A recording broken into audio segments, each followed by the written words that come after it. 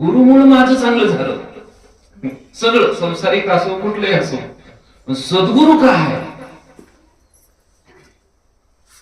ज्यांना कबीराने म्हणले, येत नवी शिकी बेलरी गुरु अमृत की खान, शीस दे गुरु मिले तो भी सस्ता.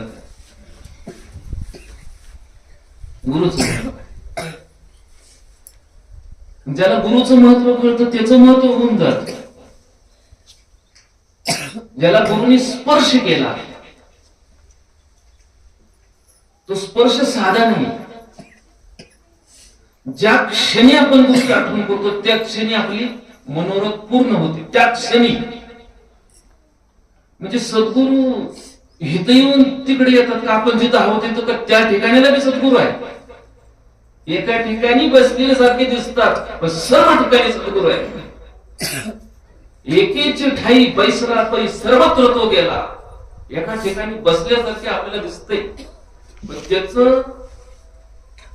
सर्वत्र असणे व्यापक सद्गुरु.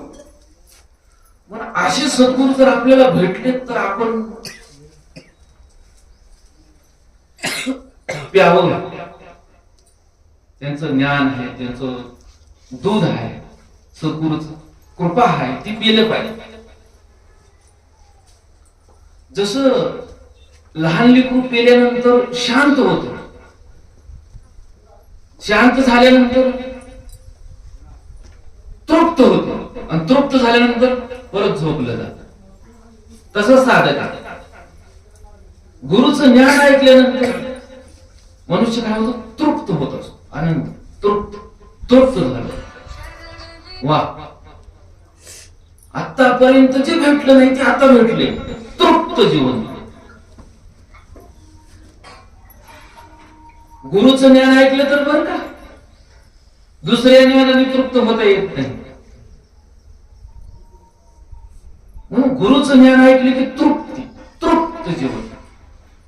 कृत्य कृत्य झालो, इच्छा केली ते पाहू. जे बी आपण इच्छा करू ते पूर्ण होतात. का नाही? आपण तुम्ही सगळेजण अनुभवीच आहात इथं, त्याच्यामुळे काय सांगायचा प्रश्न आहे. कारण सगळं समर्थ सद्गुरूच्या कृपेच्या वलावात आपण आहोत. सद्गुरूच्या कृपेच्या वलाव्यात राहणारा साधक प्रसन्नच राहतो, आनंदी, खुशी, अखंड प्रसन्नता, अखंडित प्रसन्नता त्याच्या जीवनात आहे. आणि गुरु भेटणं हीच मोठी प्रसन्नता, खुशी आहे.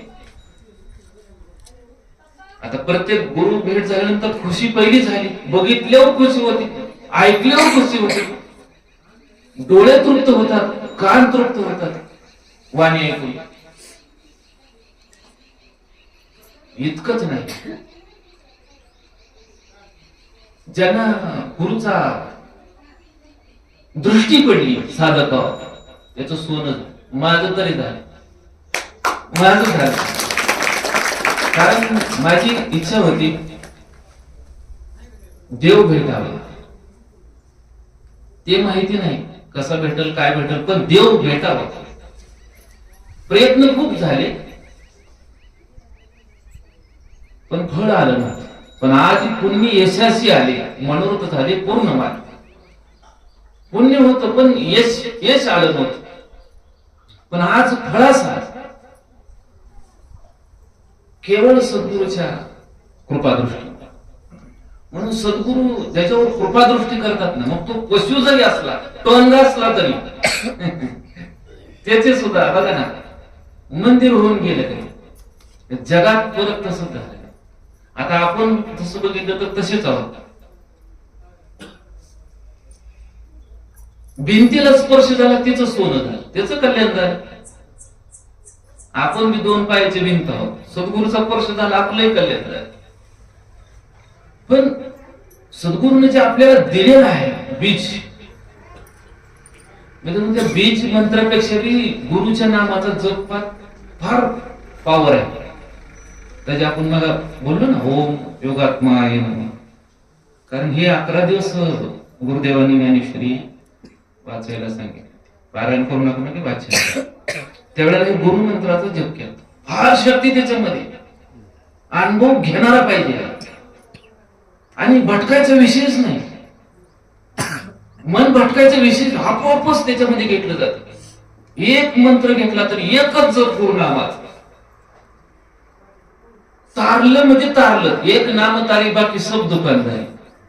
गुरुचं नामच तारते, बाकी सगळे कामाचं नाही काय. गुरुविना ज्ञान कळे ना, कसं कळेल गुरुशिवाय? अकल बाजारात भेटणार नाही, गुरुशिवाय ज्ञान कळणार नाही, गुरुशिवाय अनुभव येणार नाही. आपल्याला भरपूर अनुभव आले असते, पण गुरुचा अनुभव म्हणजे आत्म्याचा अनुभव.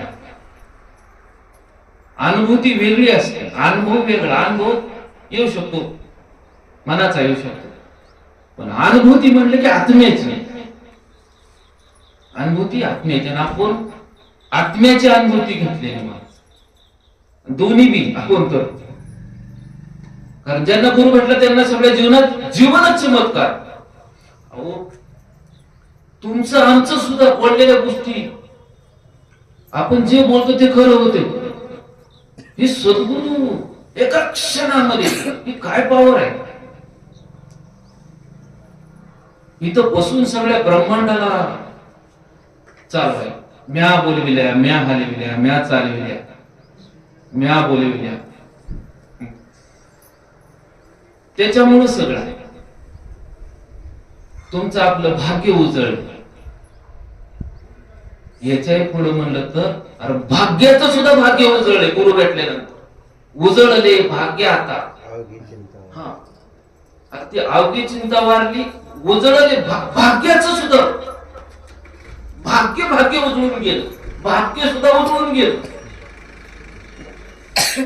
किती बोध आहे. सद्गुरु काय करू शकत नाही, करील ते काय परिपाटी काय करतात, सगळं करू शकतो. पण त्यांनी आपल्याला सांगितलेलं चिंतन 2 टाइम, जेवढा वेळ भेटेल तेवढा, एक एक श्वास सद्गुरूला आठवणीत राहील. म्हणून माझे नित्य नवे श्वासोश्वासी प्रबोध व्हावे. गुरुकृपा काय नव्हे ज्ञानदेव. गुरुकृपा झाल्यावर काय होणार, काय होणार? प्रत्येक श्वास भजन, धडकन धडकन. पण हा मार्ग जसं करोडो मधून एखाद्याला आदमी बहुत है, लेकिन जो आदमी है उसका माणसं लय, पण